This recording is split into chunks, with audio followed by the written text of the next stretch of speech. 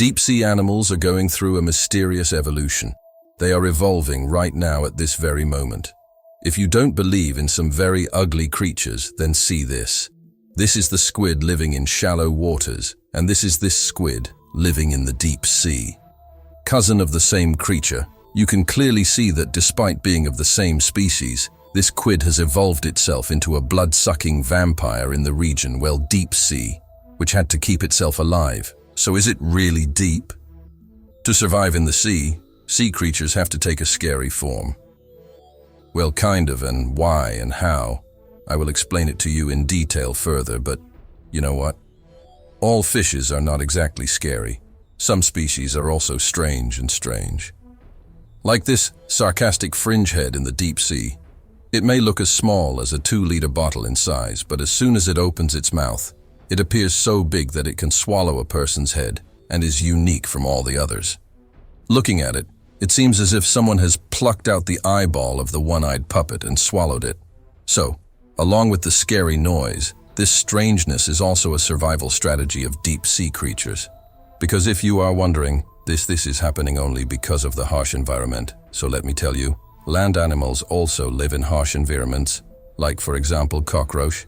It lives in our house, in the desert, and also in the rainforest of Amazon. Leave all this. Craters of volcanoes. These have also been found in India. But in all these cockroaches, not only their size keeps increasing from small to big. What is the quality in such a drawstring that, as the depth increases, it starts making the creatures completely different, ugly and strange? Now, some interesting researchers have done the answer to this question. When they were searching, they found a headley chicken swimming in deep water, which gave them the answers to all these questions. Actually, this is the year of 2018. A group of Australian researchers were searching fishing spots through underwater cameras in the Antarctic deep sea. One of the researchers saw a decapitated chicken floating in the water. Now, finding a chicken in the middle of the Antarctic Sea was a very strange thing in itself. Moreover, this chicken did not even have a head, and that is why the researcher got nervous. Told about this chicken to his leader, Dirk Wells Ford. At first, Dirk did not believe it, but when he saw it with his own eyes, he was also amazed, because one, it really looked like a Christmas turkey, and second, the thing is that there was only one opening in his body, through which he was breathing, eating, and from there, his digested food was also coming out. Can you believe that? But the even more strange thing was that to keep the two opening clean, he had also kept small fishes in this opening which were eating the leftover food. Now obviously, seeing all this, Dirk and his team became very curious because they had done all their work. I had never seen such a strange thing before, so while searching, they started watching the footage of that creature on loop again and again, and then suddenly one of them said, "Hey, this is a shark, I mean the same shark, which are often found lying under the feet in the shallow waters of the beach, etc. How is this possible? Because you see, you can say that there is a world of difference between a sea turtle and this newly found creature, so how did the researchers reach this conclusion? Now on this, those researchers had to say that there is only one species in the sea with such a single opening and soft skin, like gelatin. The question is still lingering that despite being of the same species, how come there is such a world of difference between these two creatures? So, when Dirk started investigating in the same direction with the same question, he came to know that this sea cucumber lived as deep as Mount Everest in the ocean, where food was not so easily available, and that is why it did normal sea cucumber activities like flapped, so that it can swim to a longer distance to find food, and hence it looks different from the shallow water sea turtle. Now, after knowing the truth of this particular case, another question came in the mind of the duck that there are more like this in the deep sea. There must be many creatures which have evolved in a similar or even more strange way, because while doing further research, they found this creature. A crab, yes, such a crab, whose only one leg starts from the chest of the person seen in the photo and ends with his legs. But it ends now after seeing this crab, like any human being. Duck thought that this must be the biggest crab ever, But boy, was he wrong over there, because this crab species living in deep water has the largest crabs. Only one leg is as long as the height of an adult human. This was just an average-sized crab. In fact, due to being so big, these crabs can easily pass through a human child, and this is the reason for their sightings. After this, people named it Crab District. You may also remember the story of Thalu Monster, who used to drag sailors from ships and take them into the depths of water. That story was also inspired by this crab, that is, this creature, came to. By then, Dirk had understood that the survival game in the deep sea was something different, something that had become even more important to understand deeply, and it was this thought that led him to the third most strange creature, a creature whose body is literally up to the throat. It had sharp, pointed teeth. Now, this creature had evolved from a simple eel, in which these changes had come due to living in deep water. So, what happened in the case of this particular eel? What is the survival strategy? In deep water of fishes like well in. See, in shallow waters, eels produce electric currents in the entire body to escape from the grip of the hunter, whereas in deep water, this species is the hunter of the eels themselves. And that is why it has become more important for them that the prey does not leave their mouth, and this is why, as a survival trait, they developed invert-facing teeth all the way up to their neck. Now, even in Friends May Be, this question might be coming in your mind that, okay, understood that the normal creatures start looking weird after going into deep sea. But this, how does evolution happen exactly?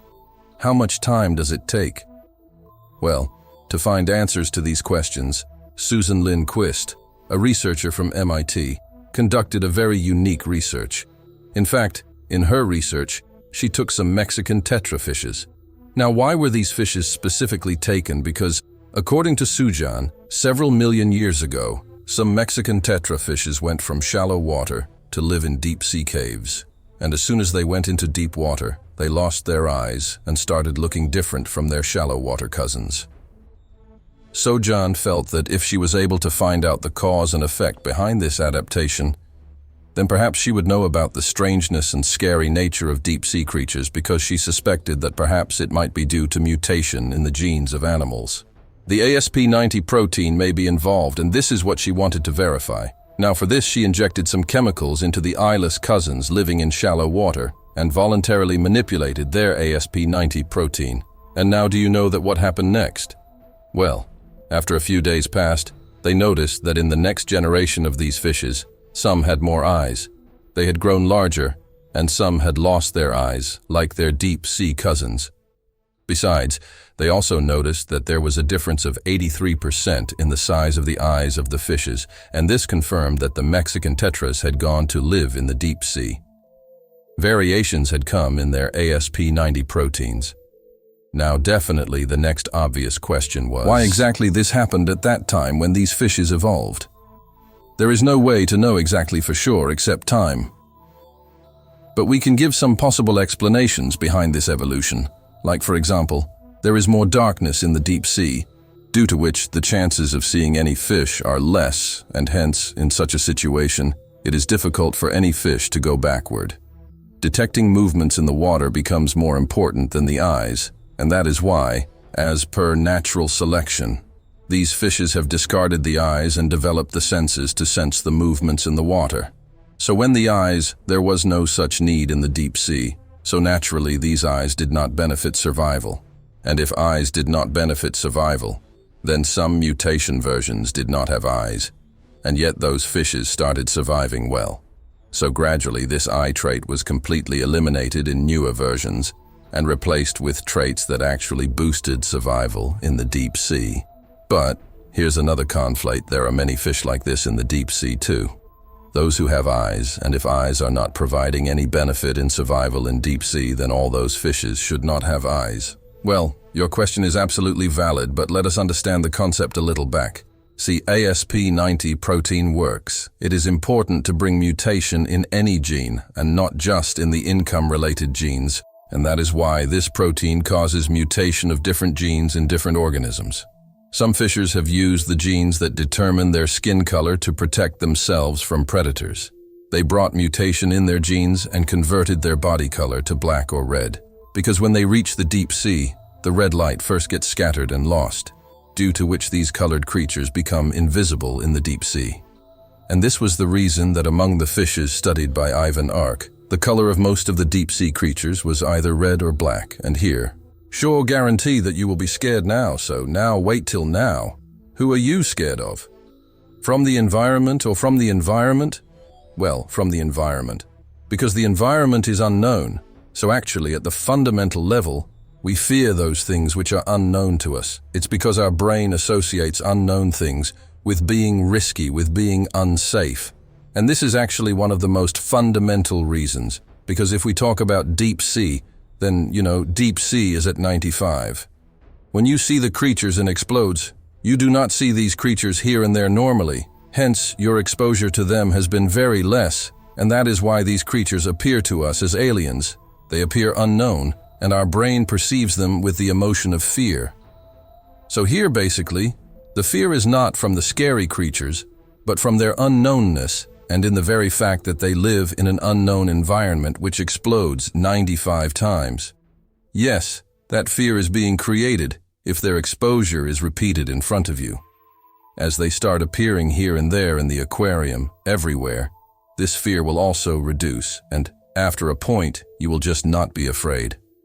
So hopefully, friends, now you have got the answer to the question, why these deep sea creatures? We look scary, but if you remember, among the creatures that Dirk found, this crab district was much bigger than the normal crabs. It is much more massive. So is the deep sea also making the creatures living in it bigger, in massive sizes? Well, this is for a fact. Now, why deep sea creatures are so big and gigantic? I have explained this in detail with proof in one of my old videos, which you can watch by clicking here. I highly suggest that is one of our most interesting videos, you check that out. If you learned anything new from this video, then do give a like, and if similar questions keep coming in your mind for which you do not get answers, then subscribe to the channel because we will answer those questions for you. We'll see you next time. Then always keep learning and keep growing. Jai Hind.